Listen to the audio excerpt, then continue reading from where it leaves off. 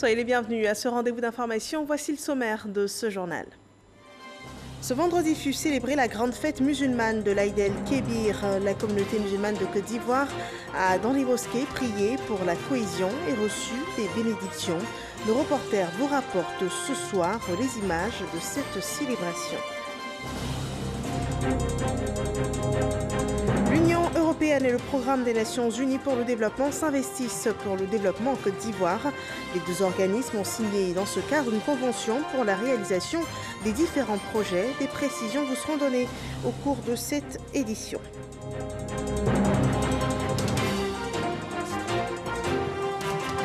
L'actualité hors de nos frontières en RDC, au moins 12 personnes ont été tuées après qu'un soldat ivre des forces armées congolaises ait ouvert le feu sur des passants.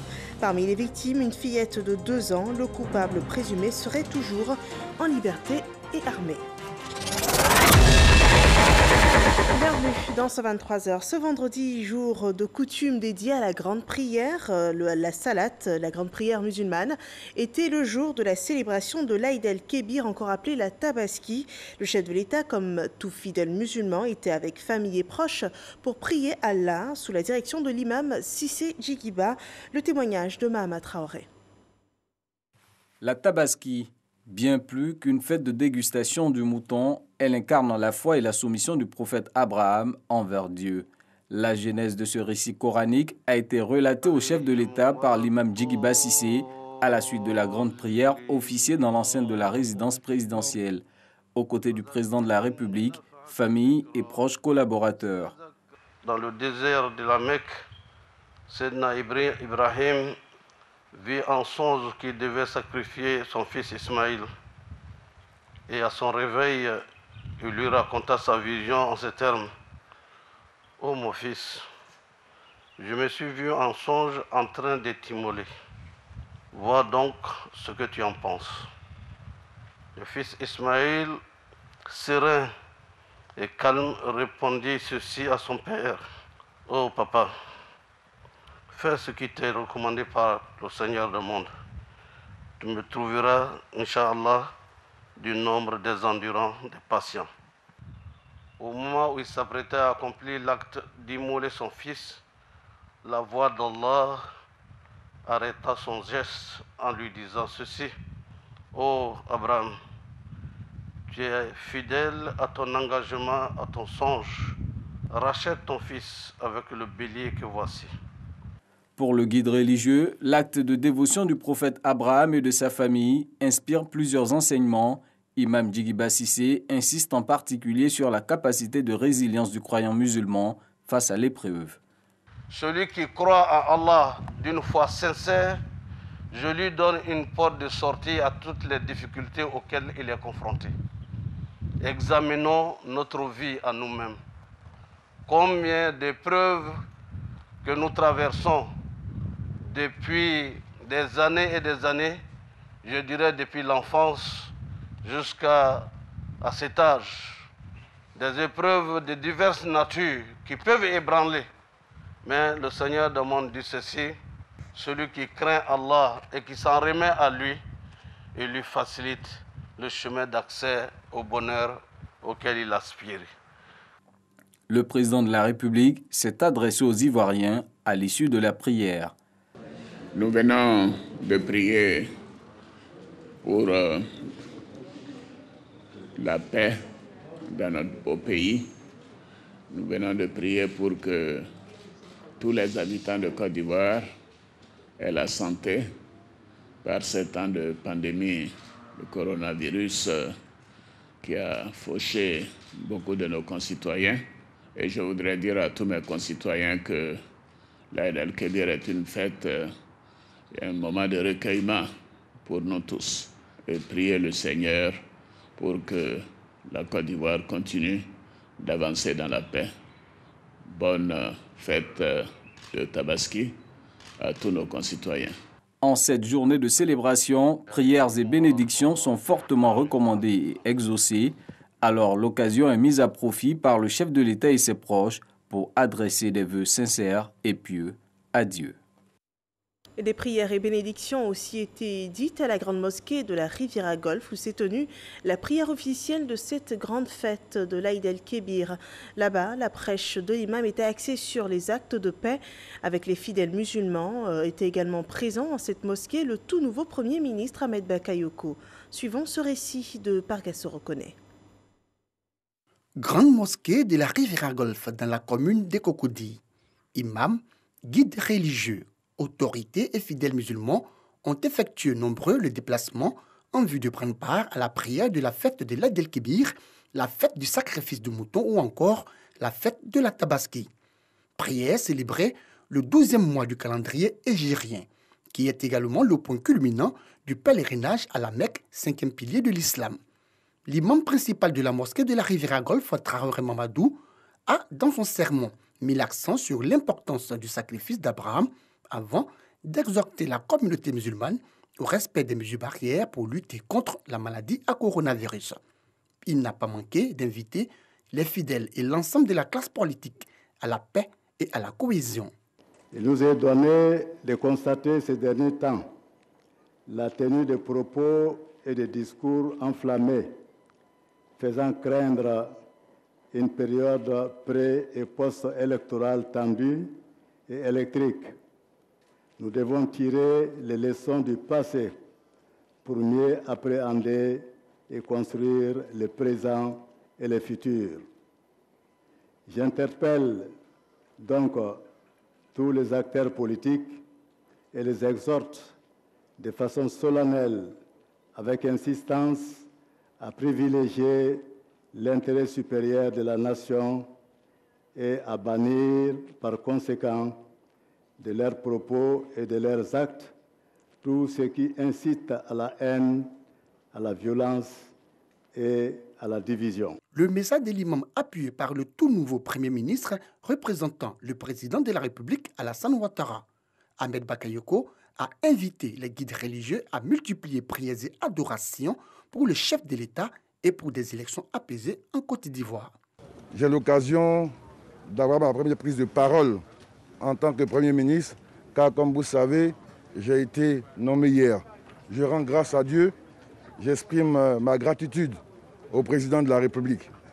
Et je voudrais dire que ce n'est pas une confiance qui m'est faite qu'à moi, c'est une confiance qui est faite à tous les jeunes de ma génération, pour que nous puissions montrer au pays et à la face du monde que nous avons la capacité de relever les grands défis qui nous attendent. Ces défis, c'est d'abord continuer à bien gérer notre réponse face à la pandémie à Covid-19. C'est nous rassembler, réussir à nous parler, faire en sorte que nous puissions avoir des élections dans la paix. Parce que si nous réussissons, nous aurons mérité de nous aider et nous aurons travaillé pour nos descendants. La prière a été suivie par l'immolation du bélier faite par l'imam Traoré Mamadou. La Tabaski en Côte d'Ivoire s'exprime par un grand mouvement de partage et de solidarité, cela à tous les niveaux de la société. Nos reporters ont sillonné la ville pour prendre le pouls de cette célébration, suivant ces images de Franck Quadio. À Djamé, c'est jour de l'Aïd el-Kébir, la grande fête, une injonction divine. On presse alors le pas, c'est l'heure de la prière. Cette période de l'Aïd Toufit est une grande occasion pour nous de prier, exaucer nos vœux, demander tout ce qu'on veut à Dieu en fin d'année. Et nous profitons de ce moment pour prier pour notre chère Côte d'Ivoire, que Dieu amène la santé au pays par rapport à la situation du Covid et aussi que Dieu apaise l'atmosphère politique. L'état d'esprit est déjà présent. Grande artère et même les ruelles les plus étroites sont occupées et l'an de spiritualité oblige. À la mosquée principale d'Adjamé, 220 logements, la communauté islamique Ahmadiyya est réunie autour de son leader, l'Amir Kayoum Pacha. La culture du partage est l'essentiel du message. Des marches similaires à Yopougon à la mosquée Taoufik de Ouassakara avec l'imam Cher Raïssa Fadiga. À Atekoubé, c'est à l'esplanade située face à la grande mosquée que communient les fidèles. Il y a le sermon, puis l'immolation de la bête par l'imam. Et nous, on prie Dieu aussi pour toutes les communautés musulmanes et tous les Ivoiriens et le monde entier. On prie pour que cette maladie qui est sur nous aujourd'hui, que Dieu n'a qu'à enlever ça sur nous. Aux côtés des fidèles, le premier magistrat de la commune d'Aopolin sacrifie à la coutume. L'Aïd el-Kébir est une grande fête qui nous permet de nous rappeler le sacrifice d'Abraham, son acte de foi, mais aussi nous rappeler que nous devons de plus en plus éviter que le sang coule entre nous, mais plutôt que le sang qui doit couler dans nos veines soit le sang de la solidarité et du partage. Amen. Un message, mais aussi plusieurs visites à des familles démunies et à différentes communautés. Un autre aspect de l'Aïd el-Kébir ou encore Aïd al-Adha, recevoir et donner, une tradition respectée ce jour. Cette immolation, vraiment, c'est un sacrifice qu'on fait pour honorer la volonté du prophète Mohammed sallallahu alayhi wa sallam. On le fait, ce n'est pas parce qu'on veut manger toute la viande. La viande est à partager. La tabaski, appelée ainsi en Afrique de l'Ouest et du Centre, a lieu au dernier mois du calendrier musulman. Et à Méagui comme à Abidjan, l'Aïd el-Kébir, la fête du sacrifice, fut célébrée avec la même ferveur, sans oublier la Covid-19. Les musulmans ont veillé au respect des gestes barrières édictés par le gouvernement. C'est ce que nous rapporte Jean-Marc Djadji. Les musulmans de la ville de Méagui ont répondu présents dans les différents lieux de prière pour commémorer l'Aïd el-Kébir ou encore la fête du mouton, une fête qui marque la commémoration de la soumission d'Ibrahim à Allah. À l'esplanade de la grande mosquée de Méagui, les prières se sont déroulées dans le strict respect des gestes barrières édictés par le Conseil national de sécurité. Après les 2 rakats obligatoires, l'imam principal, Cheikh El Hadj Ibrahim, dans son sermon, a invité les fidèles à respecter les prescriptions du Saint-Coran et surtout à être des ambassadeurs de paix. Le préfet de la ville, Jacques Atri Kouakou, venu apporter son soutien à la communauté musulmane, a saisi l'occasion pour exhorter les fidèles à mettre en pratique les consignes sanitaires pour faire barrage au Covid-19. L'imam Cheikh El Hadj Ibrahim a par la suite dit des prières, des bénédictions en faveur du président de la République, Alassane Ouattara, au nouveau Premier ministre, Ahmed Bakayoko, et son gouvernement et les populations ivoiriennes. Le guide religieux et les fidèles n'ont pas manqué de formuler des prières pour l'ex-Premier ministre, Amadou Gon Coulibaly, pour le repos de son âme. Revenons à Abidjan, cette tabaski fut un bon moment passé en famille et entre amis, une ambiance que nous rapporte Patricia Omouetia. La tabaski, la grande réunion des familles autour du mouton. En cette fin de journée de la tabaski, les rues d'Adjamé sont pleines de monde. Ici, chez les Diallo, l'odeur du mouton grillé nous accueille. On a fini de préparer le riz, on a fini de manger riz.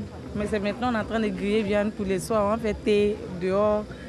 Vous avez vu, il y a un peu de musique, on a dansé un peu. Tout au long de la journée, les femmes ont cuisiné. Comme à Adjamé, ici à Cocody, le partage se fait dans un esprit convivial. Vous avez des bétés, des baoulés, des doulas, il y a des chrétiens. C'est le sens que nous voulons donner à cette fête-là, le sens des partages. La viande doit être partagée en 3 parties.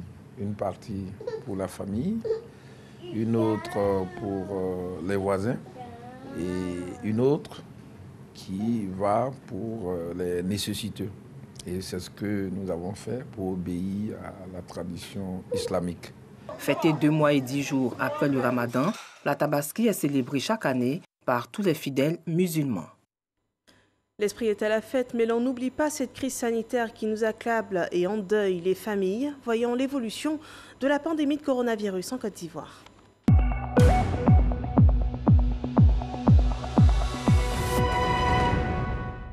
Ce vendredi 31 juillet 2020, 69 nouveaux cas de Covid-19 et 2 décès sont annoncés par le ministère de la Santé et de l'Hygiène publique. La Côte d'Ivoire compte à ce jour 16 047 cas confirmés de coronavirus et 4 517 cas actifs. Nous parlons de développement à présent. L'Union européenne et le programme des Nations Unies pour le développement s'accordent pour l'exécution de projets de développement en Côte d'Ivoire. Une convention a été signée entre les 2 institutions hier en présence de la ministre du Plan et du Développement, Kabanyale. C'était au plateau, suivant ses explications de Francis Boifo. La convention signée entre l'Union européenne, UE, Et le programme des Nations Unies pour le développement PNUD permettra la mise en œuvre du programme cadre d'appui au pilotage stratégique du développement et des ODD. Il vise entre autres objectifs consolider le mécanisme de coordination de l'aide et de concertation sur le financement efficace du développement et enfin renforcer les capacités du système intégré pour le suivi et évaluation des ODD, y compris les statistiques. Outre l'appui technique, la contribution financière de l'UE à l'atteinte de ces objectifs se chiffre à 328 millions de francs CFA. L'accompagner avec des études, l'accompagner avec des éléments permettant d'alimenter le dialogue entre les politiques sectorielles qui doivent être suivies, évaluées et mesurées afin de prendre les bonnes directions, les bons choix. La ministre du Plan et du Développement traduit la gratitude du gouvernement aux partenaires techniques et financiers de la Côte d'Ivoire dans le processus de formulation en cours du nouveau Plan national de développement PND 2021-2025. Le suivi de ces plans, la mise en œuvre, la réorientation en cours de route, la mesure de ces résultats, tout ça est un travail qui est assez important, mais qui se fait avec les départements sectoriels, mais qui se fait aussi avec les partenaires au développement. La mise en œuvre du programme cadre d'appui au pilotage stratégique du développement et des ODD, objet de cette rencontre, va coûter environ 1 000 milliards de francs CFA. Les liens d'amitié entre la Côte d'Ivoire et le Canada ont été exprimés au cours d'un dîner en l'honneur de l'ambassadeur du Canada en Côte d'Ivoire. La diplomate en fin de mission a reçu la reconnaissance des autorités ivoiriennes pour son action personnelle au service des relations entre les deux pays. Suivant le compte-rendu de Sidonie Davila.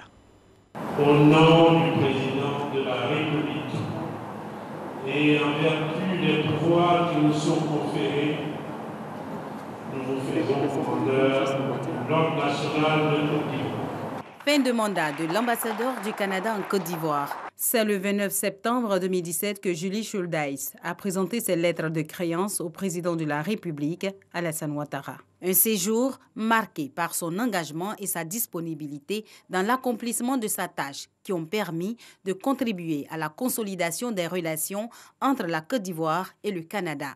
Au terme d'une mission qui aura duré 3 ans, les valeurs et les mérites de la diplomate canadienne sont reconnus et salués par le ministre des Affaires étrangères, Ali Koulibaly.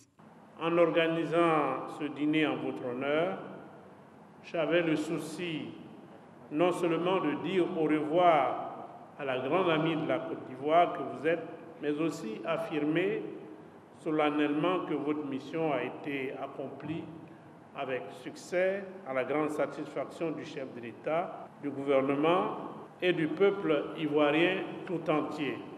Durant ces 3 ans, l'ambassade du Canada a vu une croissance importante, avec une augmentation de presque 30% de son personnel. Nous avons également augmenté notre financement en soutien aux objectifs de développement durable, particulièrement dans les secteurs d'éducation, de santé et d'égalité des genres. La Côte d'Ivoire et le Canada ont établi leur coopération le 26 septembre 1962. Depuis cette date, les deux États entretiennent des relations qu'ils qualifient d'harmonieuses. Ils nourrissent donc l'ambition de les raffermir davantage. En témoigne le volume des échanges commerciaux entre le Canada et la Côte d'Ivoire qui a connu une hausse de 22 milliards de francs CFA ces dernières années.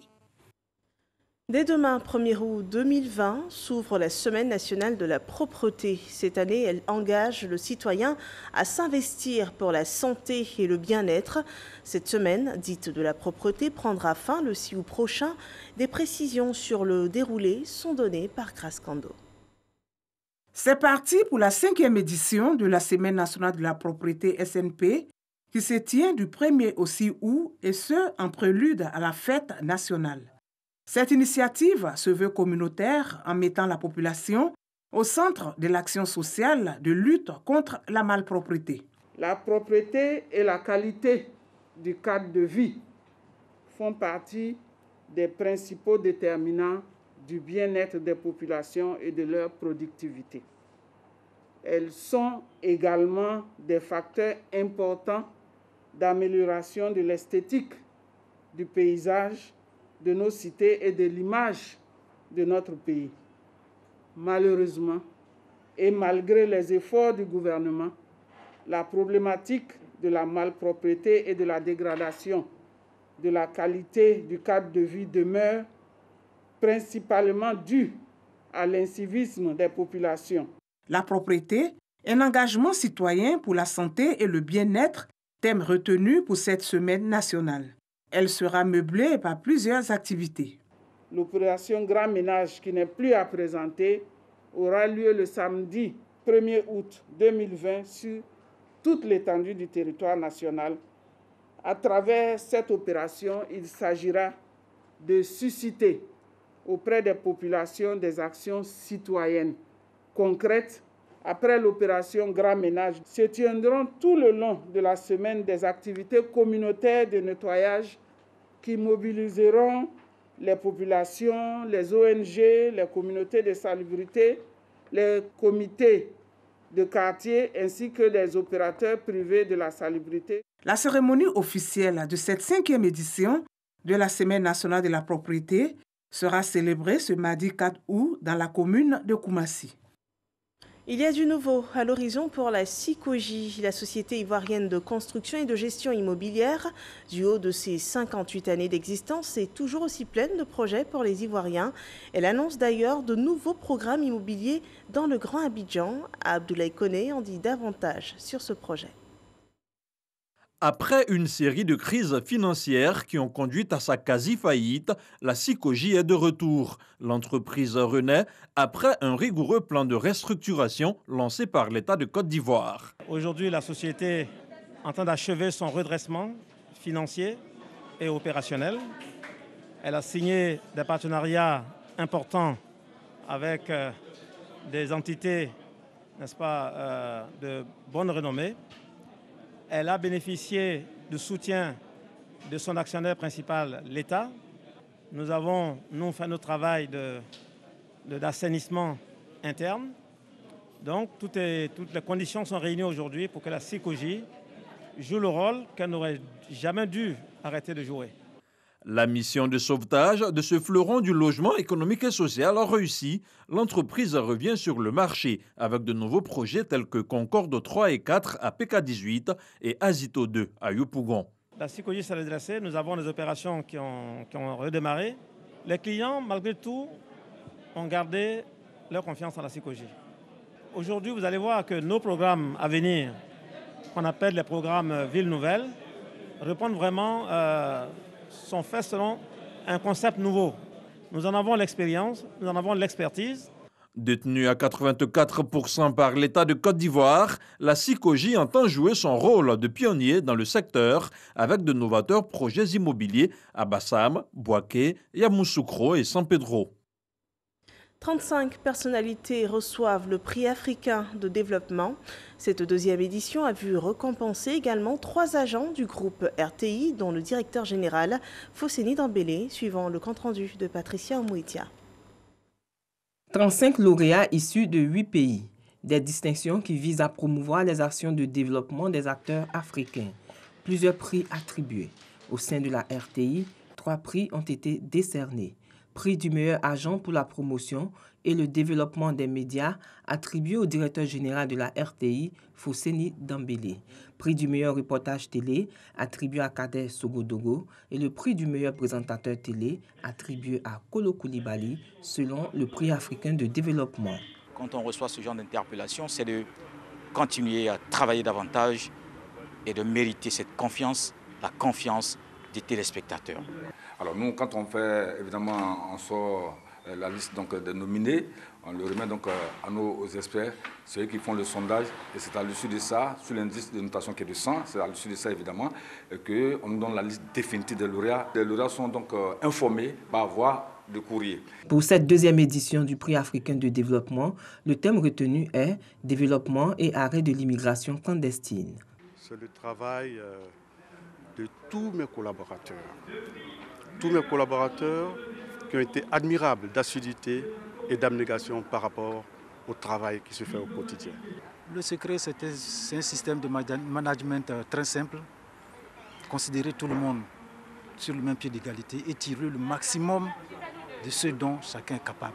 À tous les jeunes de l'Afrique de travailler et de prouver votre volonté, car c'est le travail qui paye. C'est un prix qui nous démontre encore une fois, si besoin en était, qu'il faut encore travailler, il faut aller plus loin, il faut continuer donc de mener nos efforts pour pouvoir faire connaître la créativité ivoirienne, la créativité africaine. Notre secret, c'est d'être constamment avec nos populations, de nous confondre avec cette population, d'être à leur écoute, je suis tout le temps avec ma population et donc nous faisons ce que la population décide. L'année précédente, 39 prix ont été décernés aux lauréats. Pour l'édition 2020, environ 50 prix ont été attribués aux acteurs ayant entrepris des actions de développement sur le continent africain. Le 27 juillet dernier fut célébrée la fête des armées, tout comme à Abidjan, la 4e région militaire du pays, Korogo, n'a pas dérogé la règle de marquer le jour anniversaire de l'armée de Côte d'Ivoire. Les forces de l'armée ont été à cette occasion invitées à une meilleure sécurisation du pays et à la collaboration avec les populations. Ami Sissoko.